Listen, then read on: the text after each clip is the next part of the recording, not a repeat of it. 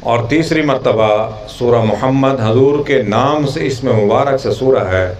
سورہ ابراہیم، سورہ یونس، سورہ یوسف انبیاء کے نام سے صورتیں ہیں. نبی کریم صلی اللہ علیہ وسلم کے نام سے بھی سورہ ہے. جس پر اترا قرآن اس کے نام سے سورہ ہے.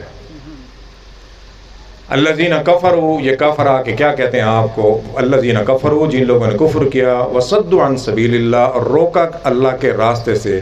ایک تو خود کافر تھے مکے کے لوگ، خود کچھ نہیں کرتے تھے، پھر نماز سے روکتے تھے. وصدوا عن سبیل اللہ، اللہ کے راستے سے روکا. ان کا کیا ہوا؟ اضل اعمالہم، ان کے اعمال ضائع کر دیے گئے. خیر کے کام سے کسی کو نہیں روک سکتے، عبادات سے نہیں روک سکتے.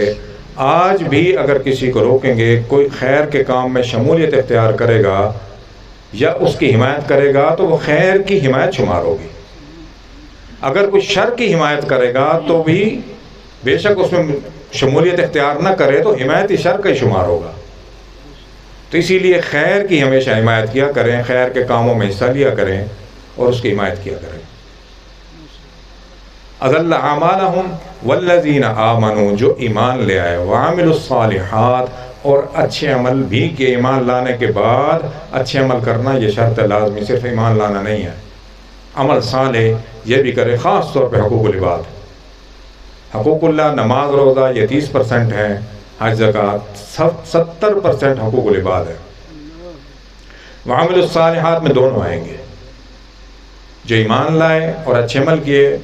وآمنوا بما نزل علی محمد، اور اس پر ایمان لائے جو اترا نبی کریم صلی اللہ علیہ وسلم پر. نام اس لیے لیا گیا کہ یہ نہ کوئی اعتراض کر سکے کہ نبی کریم صلی اللہ علیہ وسلم کا نام تو نہیں ان پر کیا اترا. تبارک الذی نزل الفرقان علی عبدہ، برکت والی ہے وہ ذات جس نے فرقان کو نازل فرمایا علی عبدہ، اپنے بندے پر. سبحان الذی اسری بعبدہ، پاک ہے وہ ذات جو لے گئی ایک رات میں اپنے بندے کو. لیلا من المسجد الحرام الی المسجد الاقصی، مسجد حرام سے مسجد اقصی تک. اب یہاں بتا دیا گیا نزل فرقان علی عبدہ، وہ کس پر اترا؟ بما نزل علی محمد، جو نبی کریم صلی اللہ علیہ وسلم پر اترا.